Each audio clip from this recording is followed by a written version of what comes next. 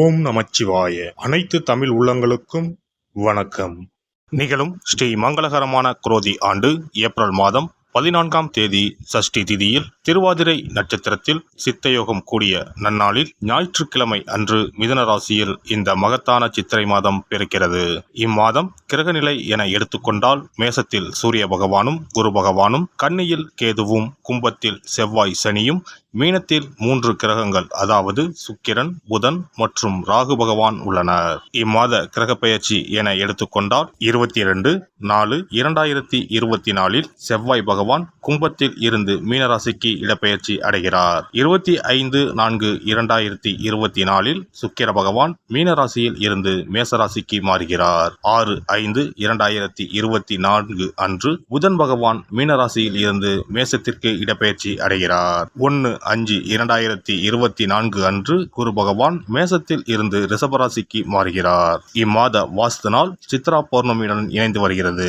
இந்நாளில் வாசல் கால் நடுவது, புது வீடு கிரகப்பிரவேசம் செய்ய உகந்த நாள். பிறக்கப் போகும் இந்த சித்திரை உங்கள் வாழ்வில் நிம்மதியான நித்திரையை தரப்போகிறது. கடன் தொல்லை தீர்ந்து நிம்மதி பெருமூச்சு விடப்போகிறீர்கள். இனிமையும் கசப்பும் கலந்த மாதமாக இருந்தாலும் நன்மையே அதிக அளவில் நடைபெற வாய்ப்புள்ளது. இனி 12 ராசிகளில் உங்கள் ராசிக்கான பலன் என்ன என்பதனை பற்றி காண்போம். பொது பணிகளில் விருப்பம் அதிகம் உள்ள கடகராசி அன்பர்களே, இந்த மாதம் அறிவுத்திறன் கூடும். இனிமையான பேச்சின் மூலம் பலரது உதவிகள் கிடைக்கப் பெறுவீர்கள். செல்வம் சேரும். அரசு தொடர்பான பணிகளில் சாதகமான போக்கு காணப்படும். எதிர்ப்புகள் அகலும். உங்கள் செயல்களுக்கு இருந்த தடைகள் நீங்கும். தொழில் வியாபாரம் தொடர்பான காரியங்களில் சாதகமான பலன் கிடைக்கும். பல வகை முன்னேற்றங்களும் உண்டாகும். பழைய பாக்கிகள் வசூலாகும். தேவையான பண உதவியும் கிடைக்கப் பெறுவீர்கள். உத்தியோகத்தில் இருப்பவர்களுக்கு எதையும் சாதிக்கும் திறமையும் சாமர்த்தியமும் உண்டாகும். உடல் ஆரோக்கியத்தில் கவனம் தேவை. தேவையற்ற இடமாற்றம் உண்டாகலாம். மற்றவர்களுக்காக பரிந்து பேசும் போதும் அவர்களுக்கு உதவிகள் செய்யும் போதும் கவனமாக இருப்பது நல்லது. வாகனங்களில் செல்லும் போது கவனம் தேவை. குடும்பத்தில் மகிழ்ச்சி நிலவும்.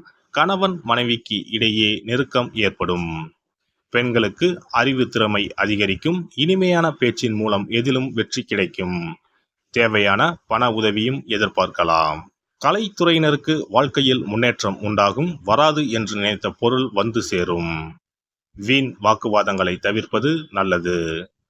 அரசியலில் உள்ளவர்களுக்கு மந்தநிலை மாறி வேகம் பிடிக்கும். தனலாபம் அதிகரிக்கும். சிறப்பான பலன் கிடைக்கப் பெறுவீர்கள்.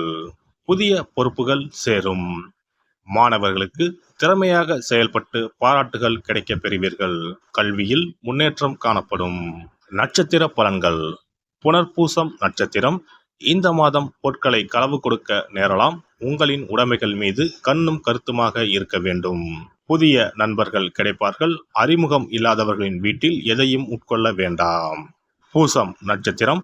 இந்த மாதம் நீங்கள் அமைதியாக இருந்தாலும் வீண் சண்டைகள் மற்றும் வீணான குழப்பங்கள் உங்களை தேடி வர வாய்ப்புகள் இருக்கிறது. தகுந்த வரன் கிடைத்து திருமண ஏற்பாடு இனிதே நடந்தேறும். வீடு, நிலம் மற்றும் வாகனங்கள் வாங்கலாம். ஆயுள்யம் நட்சத்திரம். இந்த மாதம் தொழிலில் நல்ல லாபம் கிடைக்கும். ஆனாலும் கவனமுடன் நடந்து கொள்ளுங்கள். போட்டித் தேர்வுகள் சாதகமாக அமையும். சிலர் கல்வி பயில வெளியூருக்கு செல்ல வேண்டி வரும். பௌர்ணமி அன்று சத்திய நாராயண பூஜை செய்து விரதம் இருப்பது கஷ்டங்களை போக்கும். மனக்குழப்பம் நீங்கி தைரியம் உண்டாகும். சிறப்பு பரிகாரம். சித்ரா பௌர்ணமி அன்று செய்ய வேண்டிய வழிபாடு மற்றும் அதனால் ஏற்படும் பலன் என்ன என்பதனை பற்றி காண்போம். தமிழ் மாதங்களின் முதல் மாதம் சித்திரை மாதம். சித்திரை மாதம் பிறந்தாலே பல பண்டிகைகள் வரிசையாக வரும். அவற்றுள் ஒன்று சித்ரா பௌர்ணமி ஆகும். பௌர்ணமி என்றால் முழு நிலவு நாள், முழுமை பெற்ற நாள். ஒவ்வொரு மாதமும் பௌர்ணமி வரும் என்றாலும் சித்திரை மாதம் வரும் பௌர்ணமி சிறப்பு வாய்ந்தது. அன்றுதான் சித்ரா பௌர்ணமி என்று நாம் கொண்டாடுகிறோம். சித்ரா பௌர்ணமி அன்று சித்திரகுப்தன் வழிபாடு செய்வது மிகவும் சிறந்தது. சித்திரகுப்தன் யமதர்ம ராஜனின் கணக்காளர் ஆவார். அவர் நமது பாவ புண்ணிய கணக்குகளை ஏட்டில் எழுதி நாம் இறக்கும் தருவாயில் யமதர்மனிடம் அறிவிப்பார். வானவில்லான அவரது தாயின் பல வண்ணங்களை உணர்த்தும் பொருட்டுத்தான் சித்திரகுப்தருக்கு பல வண்ண துணியை சாத்துவார்கள். சித்திரகுப்தன் கேது என்ற கிரகத்திற்கு உரிய கடவுள். அவருக்கு கொல்லினால் செய்யப்பட்ட வடை அல்லது சுண்டல் படைக்க வேண்டும். மலர்களால் அர்ச்சனை செய்து வழிபட வேண்டும். சித்ரா பௌர்ணமி அன்று சித்திரகுப்தனை வழிபடுவதன் மூலம் நமது எண்ணங்கள் தூய்மை அடையும். நாம் பாவ செயல்களை செய்யாமல் புண்ணிய செயல்களை செய்யும் வகையில் நமது எண்ண ஓட்டங்கள் தூய்மை அடையும். பாவம் மற்றும் புண்ணியம் செய்ய தூண்டுவது மனம். மனதை செம்மைப்படுத்தி புண்ணிய வழியில் மனதை செலுத்தும் வழியை சித்திரகுப்தன் நமக்கு அருள்வார். அதன் மூலம் செம்மையான வாழ்வு கிட்டும், செல்வ வளங்களும் பெருகும். செவ்வாயின் நட்சத்திரமான சித்திரை நட்சத்திரத்தில் சந்திரன் சஞ்சரிப்பதால் அன்று அம்மன் வழிபாடு செய்ய செவ்வாய் தோஷம் நீங்கும். அன்றைய தினம் தாய் கிரகம் சந்திரன் அதிபலம் பெறும் நாள். இந்த நாள் பெண்கள் தாயையும் தாய் வம்சத்திற்கு செய்ய வேண்டிய ஆகம கடமைகளையும் செய்ய வேண்டிய நாள்.